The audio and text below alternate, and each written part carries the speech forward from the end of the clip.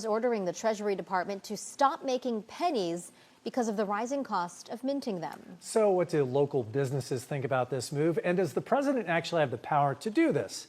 CBS 8's Steve Price joins us live from a convenience store in Kearny Mesa with details. Steve.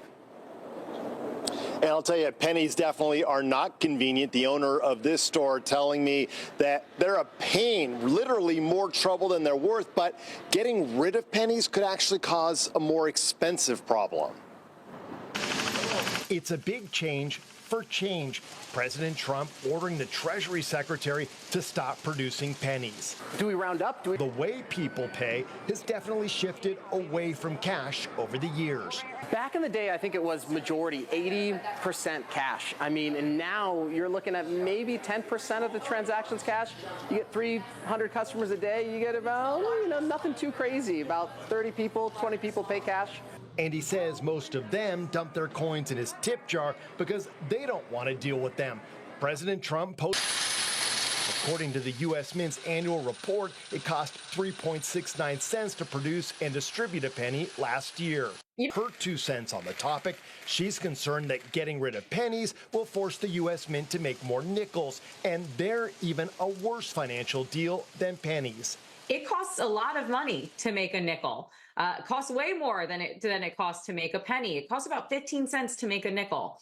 So it actually might not be the sort of cost-saving strategy that the president is really hoping for. It's not clear if President Trump actually has the power to single-handedly stop the production of pennies because it's Congress that authorizes the manufacture of our nation's coins.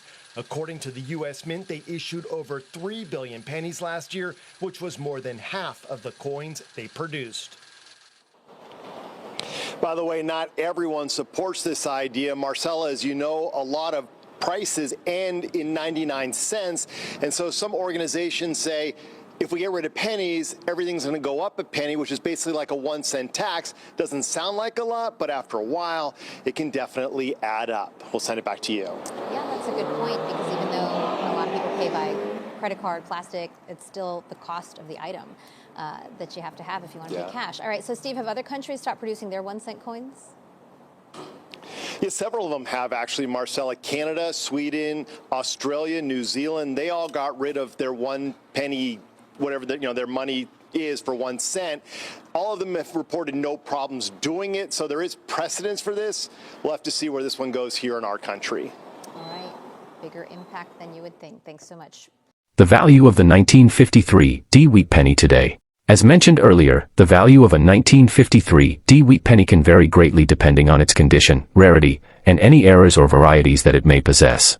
On average, most 1953 D wheat pennies in circulated condition are worth only a few cents to $1. However, as with any collectible, coins in pristine, uncirculated condition or those with rare errors can be worth much more. Here is an approximate breakdown of the value of the 1953 D wheat penny based on its grade. Good to very good condition, GVG 10 cents to 50 cents. Fine to very fine condition, FVF 50 cents to $1. Extremely fine to uncirculated condition, XFMS $1 to $2. MS 65 or higher, $5 to $10. MS 67 or higher, $50 to $100. Rare errors, $100 to $1,000 plus, depending on the rarity of the error. Where to find the 1953 D wheat penny? If you're a collector or investor, the 1953 D wheat penny can be found in many places. Coin shops. Many local coin shops carry a wide variety of coins, including wheat pennies. A visit to a reputable shop can help you find high-quality examples. Coin shows. Large coin shows are great places to find rare coins, including the 1953 D wheat penny, and to meet experienced dealers and collectors who can provide valuable insights. Online marketplaces, websites like eBay, Etsy, and specialized numismatic websites like Heritage Auctions and Stax Bowers offer a wide variety of coins, including the 1953 D wheat penny. Investing in 1953 D wheat pennies.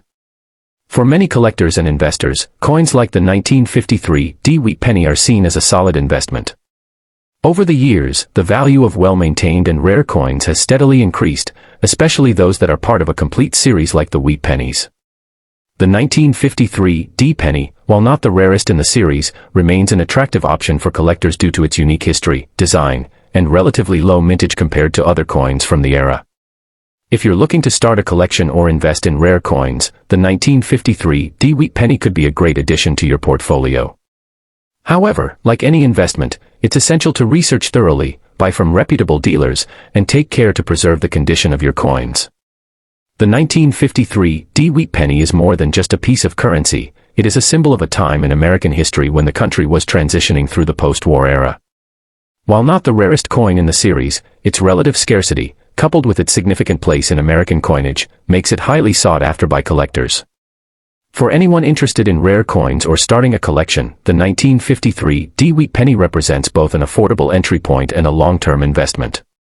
Whether you are collecting for historical significance, the thrill of discovering rare varieties, or as a financial investment, the 1953 D wheat penny remains a valuable and fascinating part of U.S. numismatic age. The 1953 D wheat penny, part of the iconic series of coins issued by the United States Mint, has become a fascinating subject for numismatists and collectors alike. With its rich history, unique design, and distinct place in American coinage, the 1953 D wheat penny is a coin worth exploring. In this article, we'll take a deep dive into its history, rarity, value, and its significance within the world of coin collecting today. By the end, you'll understand why this penny remains a staple in the collection of serious numismatists. The history behind the wheat penny. Before delving into the specifics of the 1953 D wheat penny, it's important to understand the broader context of the wheat penny series itself.